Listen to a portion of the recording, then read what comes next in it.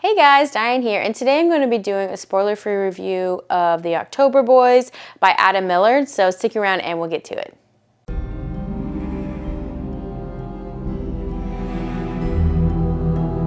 Okay, so The October Boys. So for a quick synopsis, this book is about four 12-year-old boys, and they're living their life on Halloween. They're trick-or-treating, they're having a good old time, they're just living it up.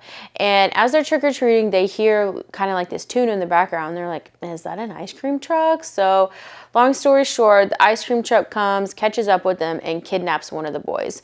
And so the story goes from there. It's in two different timelines. So there's one timeline from when one of the boys gets kidnapped, their lives as children, how they dealt with it as children, how their parents dealt with it as children, and then there's the present day of how their lives are now, how they're dealing with life now, and what they've kind of turned into from that moment in their lives.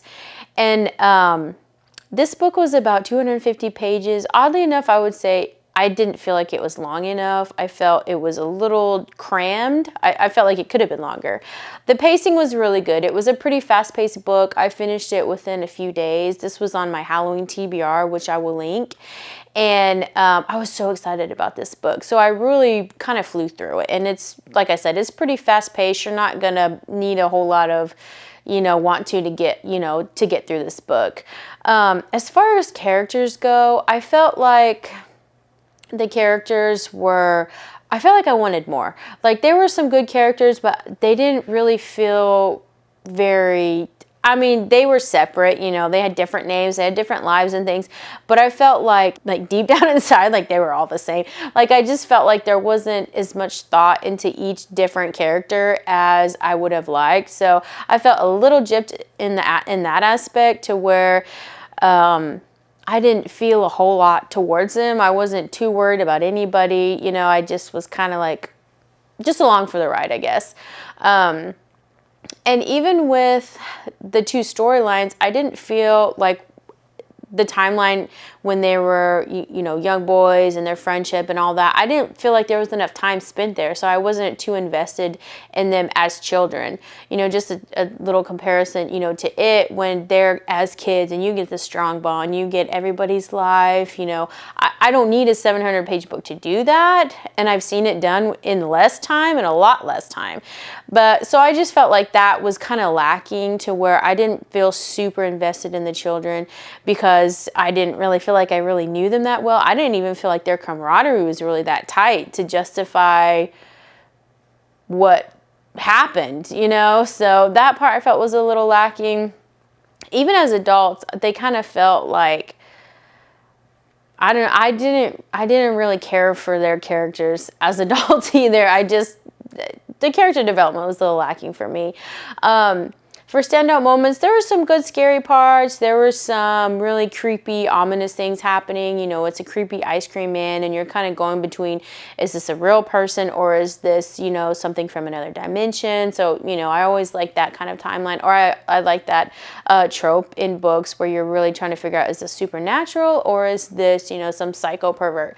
So, I like that aspect of the book. There were some standout moments.